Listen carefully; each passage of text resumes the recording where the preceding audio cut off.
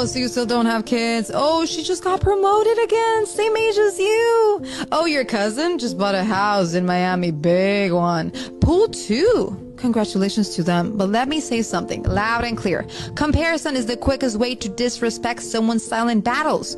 You don't know if someone's been trying to have kids for years and can't. You don't know if that business that looks like it's booming is 3 months behind on payroll. You don't know if that house in Miami came with a 30-year mortgage and a panic attack. But sure, let's compare. Let's act like life is a scoreboard and everyone's on the same track. Spoiler alert, we're not even playing the same sport. Success doesn't follow a Google Calendar, and someone else's timeline still has nothing to do with yours.